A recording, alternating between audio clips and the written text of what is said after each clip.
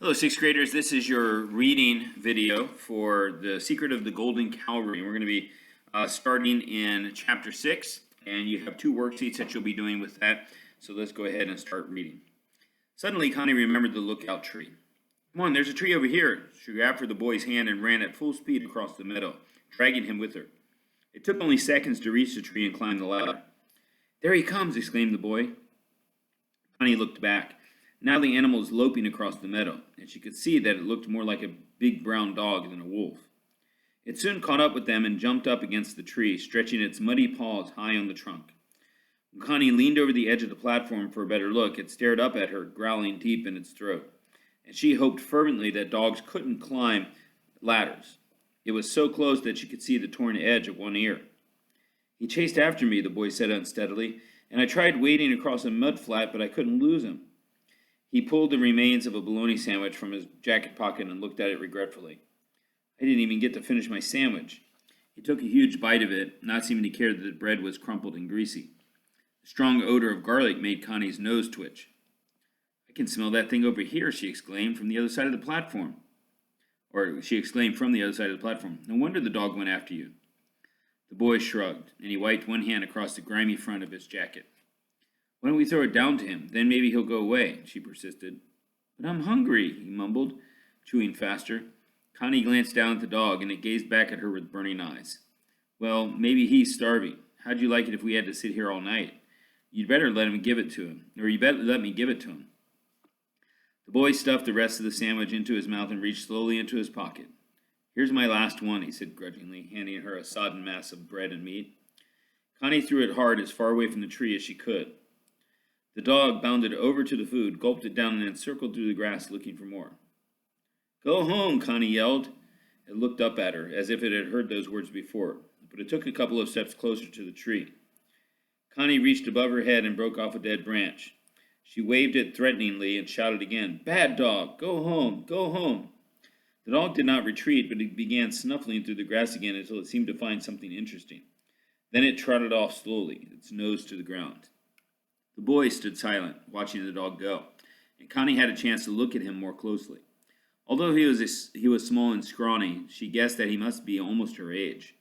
Under the shaggy mop of hair, his eyes had the alert, wary expression that she had once seen on a captured fox. He shook his head, muttering, I've heard of them, but I never thought I'd see one. One what? One of them wild dogs. I'll bet that's what he is, too. They run in packs in the Pine Barrens, and everybody's afraid of them. But this isn't the Pine Barrens, she pointed out. Close enough. See that? He waved a hand toward the wide sweep of trees that stretched behind them.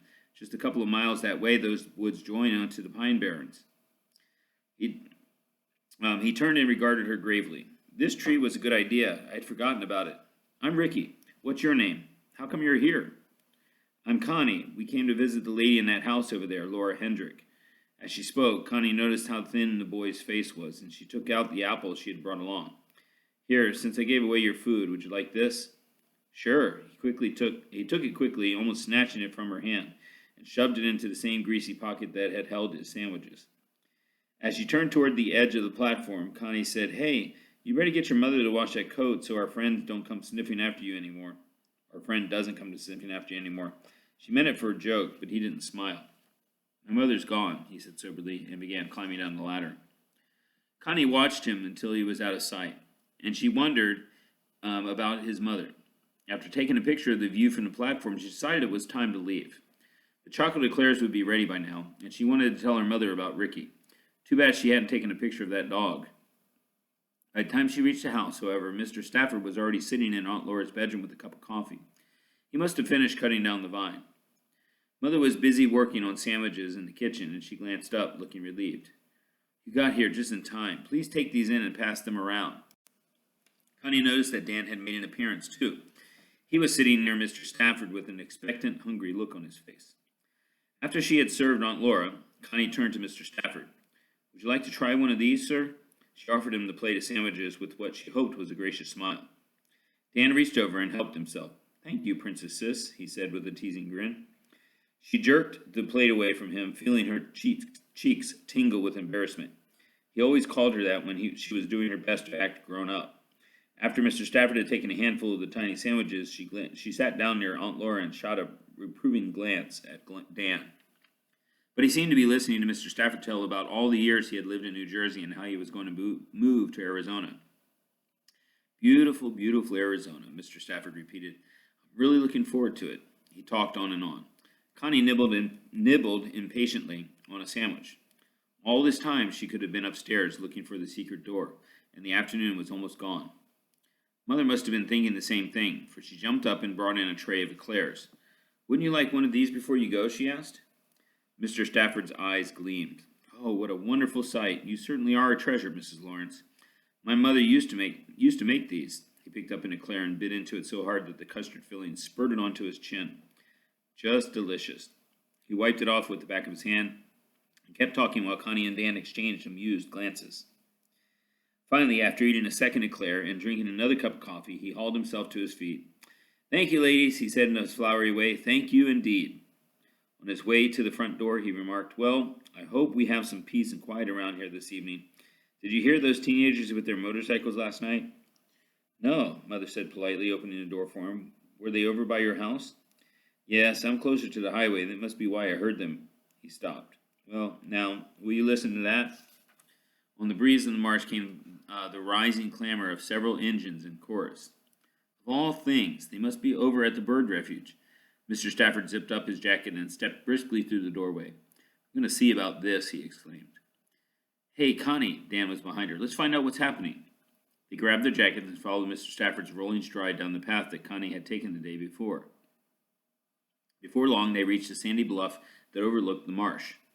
Mr. Stafford was staring angrily into the pale winter dusk. Above the snarl of motorcycles came the sound of frenzied bird cries.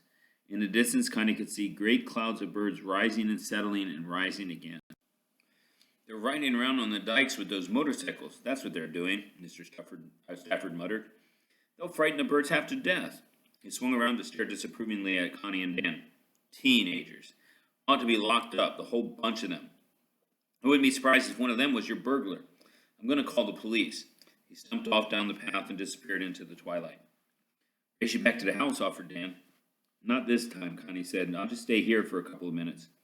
She had glimpsed Stella's slim figure walking up from the marsh and hoped for a chance to talk with her. As soon as Dan left, Connie scrambled down the bluff. Stella's bright eyes were snapping, and Connie was thankful not to be the object of her anger. Those kids are going to get into real trouble, Stella exclaimed. She shook her head, making the gold hoops in her ears dance. They think they're so smart, racing around out there so they can watch the birds fly. Mr. Stafford said they were on the dikes. What's he mean? The dikes are long banks of earth and stones, Stella explained. In the refuge, they use dikes to keep the freshwater ponds separated from the saltwater marsh, or from the salt marsh. That way, a lot of different birds will come here. The dikes are wide enough for people to drive on, and they come out in their cars to watch the birds. As she spoke, Stella looked back at the marsh, where birds were still wheeling in disordered circles. Most people are careful not to disturb them. She gave Connie a quick glance. When was Mr. Stafford talking to you?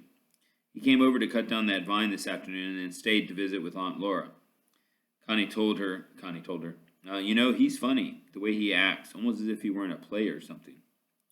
Was all Stella said as they turned to walk up to the house. But Connie had the feeling that she didn't particularly admire Mr. Stafford. He was a little odd, Connie thought, but at least he cared about the birds. Were you taking some more pictures, she asked, glancing at Stella's camera. Yes, from the photo blind. I spend a lot of time there. Next time you're out in the marsh, bring your camera over and maybe you can get some close-ups. Photo blind?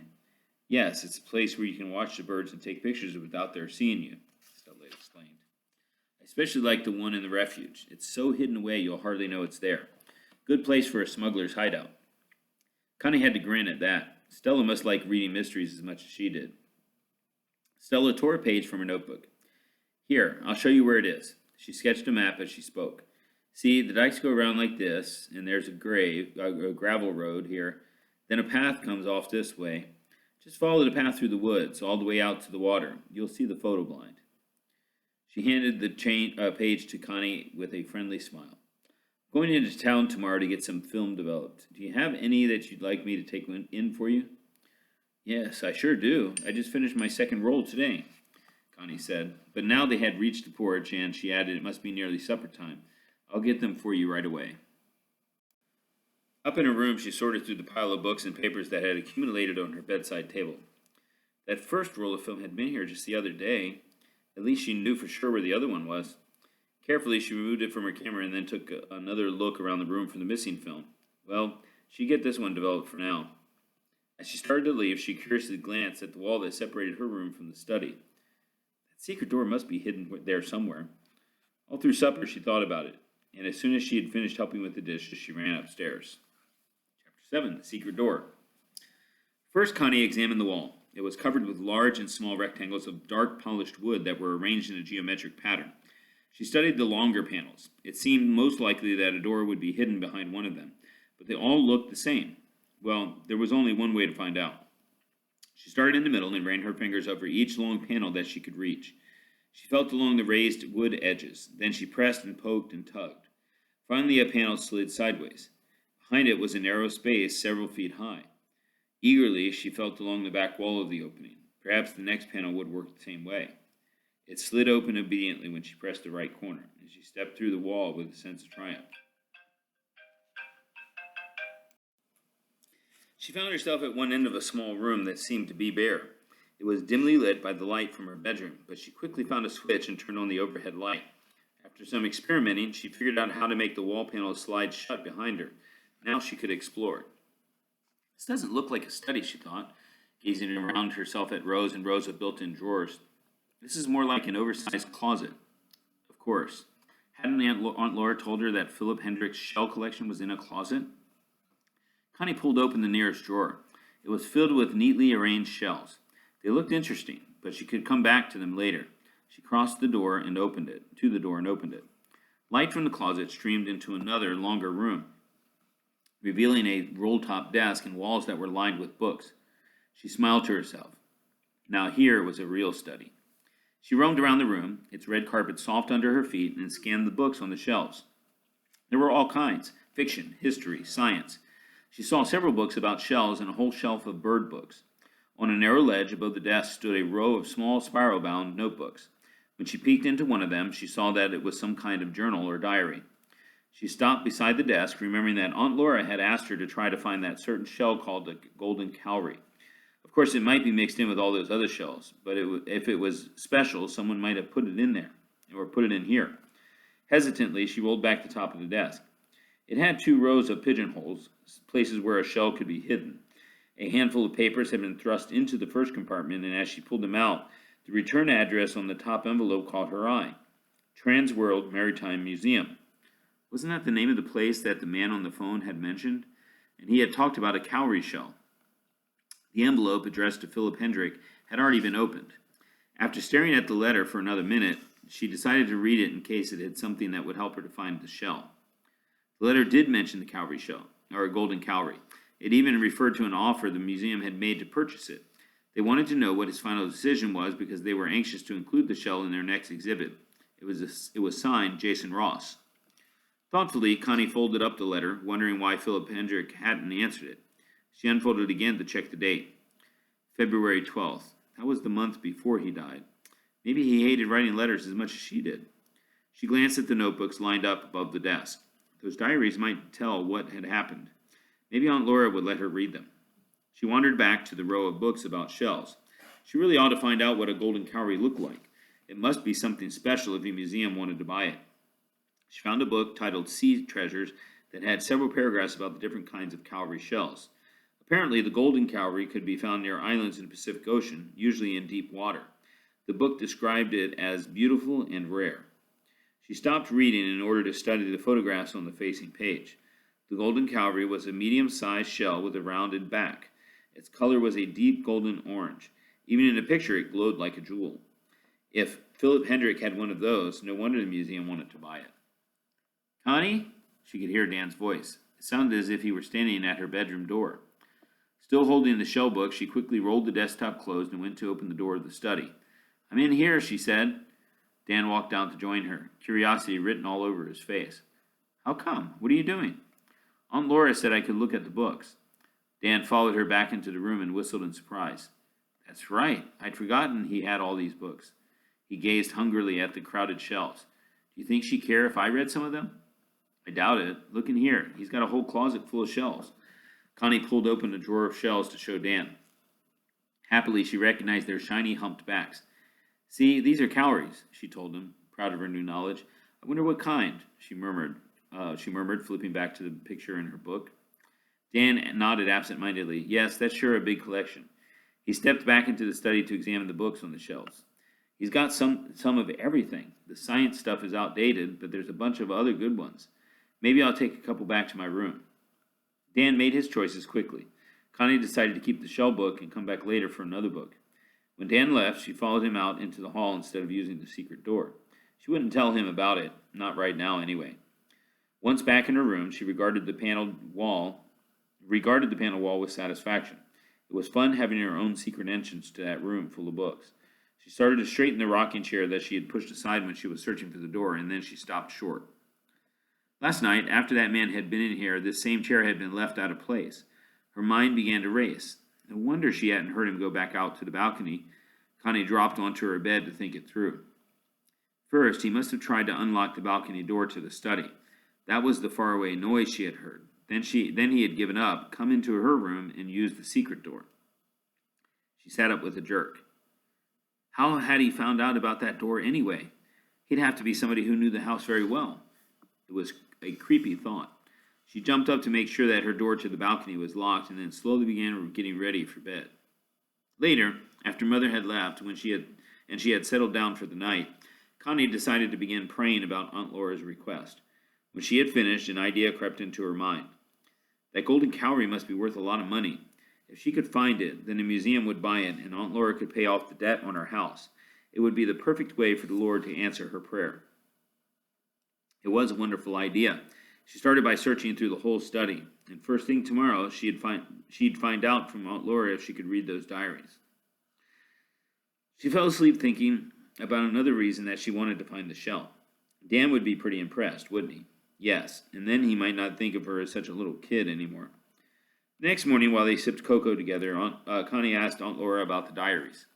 Aunt Laura waved a plump hand to dismiss the question. Read anything you like in that room, my dear. I'm afraid those journals won't be very interesting, though. Philip used them to keep track of his bird sightings. She wrinkled up her nose in a comical grimace. Rather dull stuff, if you ask me. And his writing is so small and squiggly, I can hardly read it anymore. She sighed as if in regret, and Connie wished that she had already found the shell so she could hand it to Aunt Laura right then. That would cheer her up. There was something else to ask, though, something she had been wondering about. What if she couldn't find the shell and there was no other way to get the money for the house? Aunt Laura, she began, you know how we're praying about this house? What if it isn't God's will for you to give the house to the mission? What if he doesn't send the money? Aunt Laura nodded. That's a good question. We keep saying God answers prayers, but sometimes we forget that he might tell us no or wait instead of yes. She put her cup on the bedside table and opened her Bible to a blue bookmark in the Psalms. Remember when you read Psalm 27 for me? I'm trying to memorize it. I haven't learned the last part yet, and it's really good. Wait on the Lord, be of good courage, and he shall strengthen thine heart. Wait, I say, on the Lord. Aunt Laura smiled then, a remembering sort of smile. I used to worry all the time, and it made me complain a lot. In fact, my husband said I was turning into a grouchy old woman.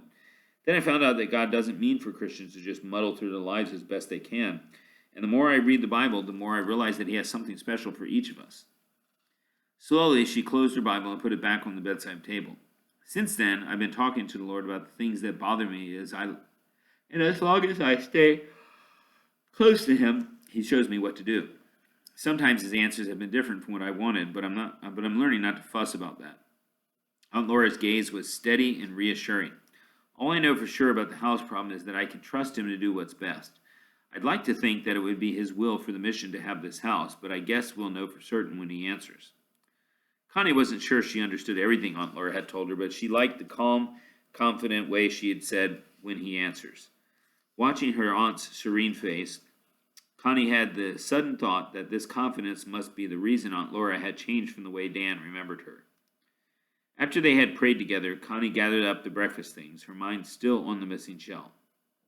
Selling the golden cowrie really would be a perfect way to get the money Laura needed. Since it was raining outside, this morning would be a good time to look for it. But when she carried the breakfast tray back to the kitchen, she found that her mother was energetically paging through a cookbook. She must be getting ready for another one of her baking days, Connie thought. Mother usually took off on a baking spree when her painting wasn't going well. It helped her mind get unstuck, she said. Whatever the cause, Connie could always tell that it was a baking day by the mess in the kitchen and the wonderful aromas that drifted through the house. Mother usually asked Connie to help her, too, and today was no different. What are we making? Connie asked, resigning herself to a morning in the kitchen. Oh, cinnamon buns and chocolate cookies to start with, her mother said vaguely. Then maybe a pie. Would you see if you can find some cookie sheets for me? Although Connie always liked to help Mother with baking projects, everything seemed to take longer than usual this morning. When the last bowl was washed, she dried her hands and edged toward the kitchen door. She'd been thinking about that shell all morning. Maybe now she'd get a chance to look for it. She entered the study through the secret door and stopped to gaze thoughtfully at the drawers of shells all around her. Perhaps she'd better make sure that the golden cowrie wasn't in here somewhere. One by one, she opened the drawers and began searching through them. Philip Hendricks seemed to have collected shells of every size and color, and he had labeled each kind. There were limpets, which looked like little hats, and turretillas, like tiny pointed towers, and a whole drawer of lovely pearl-lined saucers called abalones. But some of the shells were strange rather than beautiful, Connie thought, like the scorpion conch, which had an odd, prickly-looking leg sticking out from its lower edge. By the time she reached the fifth drawer, she had decided that the cowrie shells were her favorites. They came with all kinds of all kind of beautiful markings, but each one had a rounded, glossy back, and on the bottom side, an interesting slit with toothed ridges that curled inward. She cradled a tiger cowrie in one hand, admiring its pattern of rich brown dots.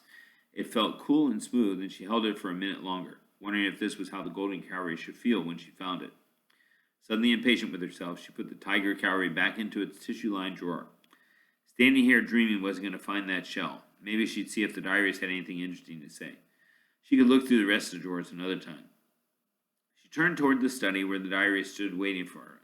Their spiral-bound books are back, stiffly upright. Sorry, a little sleepy, but that's it for what we're reading today. So make sure you do 6 and 7, 6A and 6B. Not 6 and 7, but 6A and 6B. And those are the answers to questions that will be about, I think it's about shells. And so get that done and be ready to bring everything next Monday. All right, have a good day. We'll see you tomorrow. Bye.